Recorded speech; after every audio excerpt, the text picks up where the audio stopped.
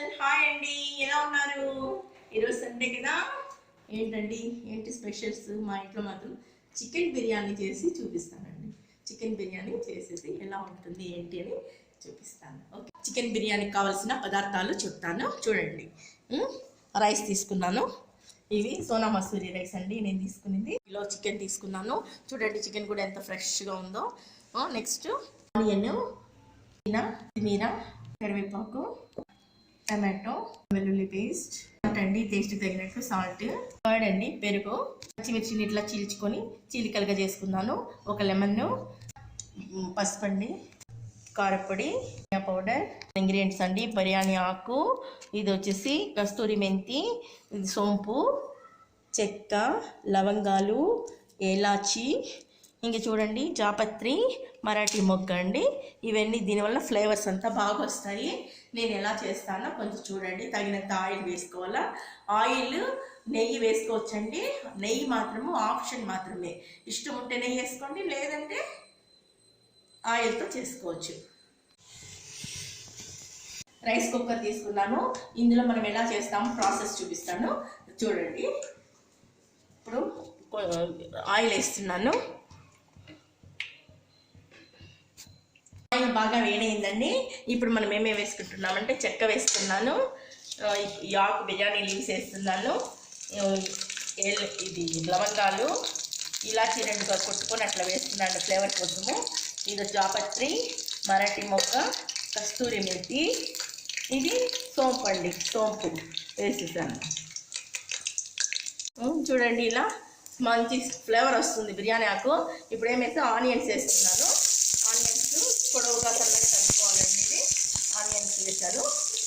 కరివేపాకు కూడా వేసేస్తున్నాను. చూడండి కరివేపాకు వేసాను. నెక్స్ట్ అల్లం వెల్లుల్లి పేస్ట్ కూడా వేసేసి బాగా వేపుకుంటా. పచ్చివాసన పోయే వరకు అల్లం వెల్లుల్లి పేస్ట్ వేసేసి ఆ పచ్చివాసన అంతా నీట్గా పోయే వరకు బాగా వేపుకుంటాను. పసుపు వేసానండి. నేను ఏమి ఫుడ్ కలర్స్ అన్నీ యూజ్ చేయాలండి. ఇందులోనే కలరింగ్ లాగా చేసేసుకుంటాను. ఇది బాగా వేపుకోవాలి మనము. చికెన్లో అయితే ఫస్ట్ అయితేనండి, చికెన్లోనే మనము మాది బాగా జ్యూసీగా ఇలా రావాలనుకుంటే, మనం జ్యూసీగా బాగా రావాలనుకుంటే మ్యారినేట్ చేసుకోవచ్చండి. మ్యారినేట్ కొంచెం పెరిగేసేసి, అల్లం వెల్లుల్లి పేస్ట్, కారం, కొంచెం నూనె వేసేసి, ఉప్పు, పసుపు వేసేసి ఒక 1 అవర్ అట్లా పెట్టుకున్నాం అనుకోండి, బాగా జ్యూసీగా వస్తుంది. కానీ ఇప్పుడు వేస్తుందండి. అంతలోకి టమాటోస్ వేసుకోవాలి మనము. టమాటోస్ ఒక 7-8 తీసుకుంటే బాగుంటుందండి. ఈ బియ్యాన్ని బట్టి మనం ఎంత చేస్తున్నాం ఏంటి అనేది చూసి సపరేట్ చేసుకుంటే సరిపోతుంది. ఇది ఎట్లా ఉంటుంది, పేస్ట్ లాగా బాగా రావాలండి. ఇప్పుడు మనకు తగినంత పేస్ట్ లాగా రావాలండి. ఇది ఇలా మూత పెట్టేసుకుంటే బాగా పేస్ట్ వచ్చినట్టు రావాలండి. టమాటో ఆయిల్ అంతా పైకి బాగా వచ్చేసేయాలి. అప్పుడు మనము బాగా వేగిపోయిందండి. ఇప్పుడు కారపొడి వేసుకుంటున్నాను. కారము మీరు ఎంత తింటారో అంత, మీకు టేస్ట్ తగినట్టు వేసుకోండి. కారం పొడి వేసుకున్నాను.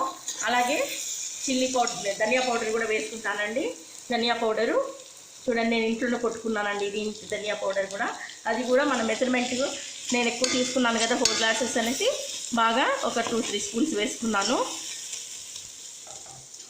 ఇందులో కొంచెం నేను బిర్యానీకి దానికి ఏమి కలర్స్ అవన్నీ ఏమి యూజ్ చేయాలండి.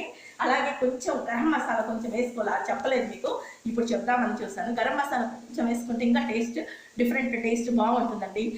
మీరు చికెన్ బిర్యానీ ఇంకా టేస్ట్గా వస్తుంది.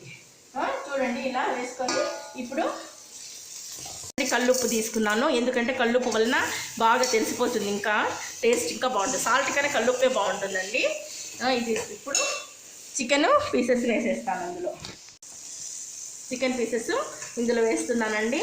ఇది బాగా ఎట్లా అవుతుందంటే జ్యూసీగా అయిపోతుంది. పీసెస్ అంతా జ్యూసీగా అయిపోతుంది. పీసెస్ని ఈ విధంగా వేసుకొని బాగా ఉప్పు అన్నీ పట్టాలండి. బాగా పీసెస్కు బాగా ఉప్పు పడితేనే అది బిర్యానీ కూడా టేస్ట్గా ఉంటుంది. ఉప్పు పట్టకుండా మసాలాలు పట్టకుండా ఉంటే టేస్టే ఉండదు. పచ్చిది ఏదో తిన్నట్టు ఒక విధంగా ఉంటుంది. దీనికి బాగా కూరకు బాగా పట్టాలి. ఇది చూడండి కలర్ఫుల్గా బాగుంటుంది. మనం మళ్ళీ ఫుడ్ కలర్ అంట, ఈ కలర్ అంట ఏం అవసరమే లేదండి. ఇది బాగా ఇందులో ఉండే వాటర్ అంతా వచ్చేసి బాగా బాయిల్ అయిపోతుంది. కాస్త మూత పెట్టేసుకోవాలి.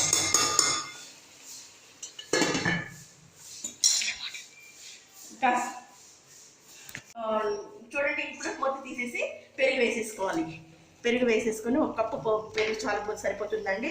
అలాగే పుదీనా వేసుకోవాలి, కొత్తిమీర, పుదీనా రెండు వేసుకొని బాగా కలబెట్టుకోవాలి. చూడండి, ఇలా పెరుగు వేసాం కదా మనము.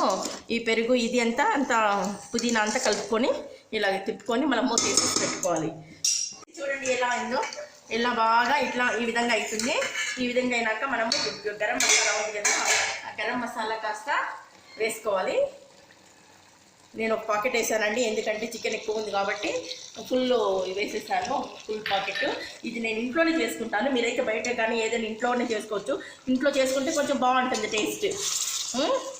చూడండి, ఇలా కలుపుకొని మనము కాస్త వాటర్ వేసేసుకోవాలండి. ఇందులో మూత పెట్టేసుకుంటామండి. మూత పెట్టేసుకొని ఒక 10 మినిట్స్ 15 మినిట్స్ మీడియం ఫ్లేమ్లోనే ఉడికించుకోవాలి. ఉడికించుకున్నాక తర్వాత దించేసి మనము క్వాంటిటీలో వాటర్ వేసుకున్నాం.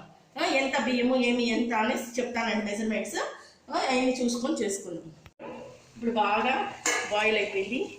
బాగా బాయిల్ అయినాక ఇప్పుడు వాటర్ తీసుకోవాలండి. మనము వాటర్ తీసుకొని ఇప్పుడు నేను 4 గ్లాసులు రైస్ తీసుకున్నానండి.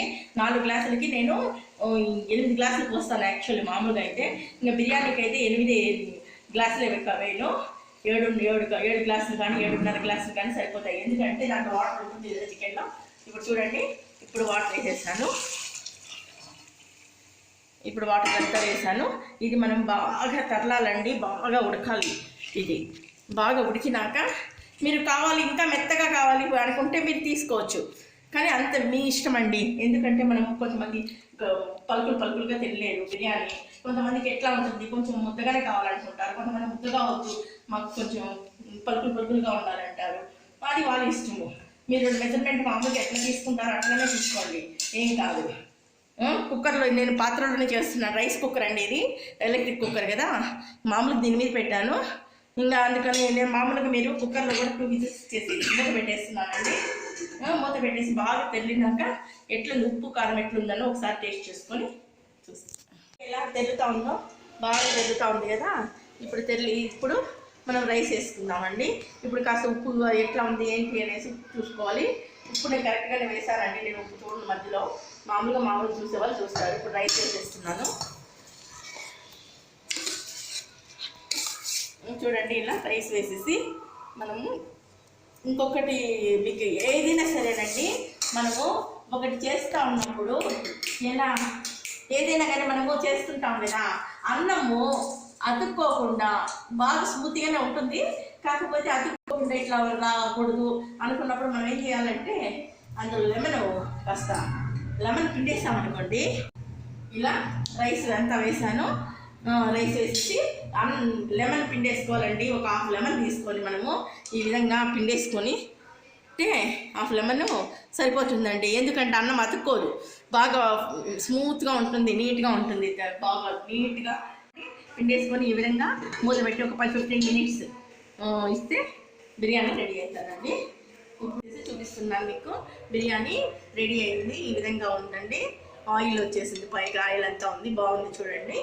ఇప్పుడు మీకు ఇంకంతే అయిపోయిందండి. వేడి బిర్యానీ రెడీ అండి. చికెన్ బిర్యానీ వేడి చికెన్ బిర్యానీ రెడీ. చూడండి ఎలా ఉందో, బాగుంది కదా. మంచి స్మెల్, బిర్యానీ టేస్ట్ ఎట్లుంటుందో చూడాలా. బాగానే ఉంటుంది, నేను ఎప్పుడు చేస్తుంటాను కదా, బాగుంటుంది, చాలా టేస్టీగా. మాకు చూడండి ఎలా కుకుంబర్తో చేశాను.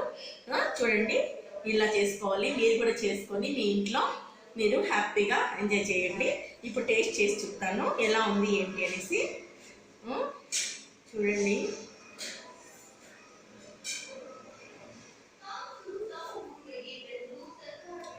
ఉందండి, సూపర్ టేస్ట్. చికెన్ ఫ్లేవర్, పుదీనా ఫ్లేవర్, అన్ని ఫ్లేవర్స్ బాగున్నాయి, బాగుంది టేస్ట్.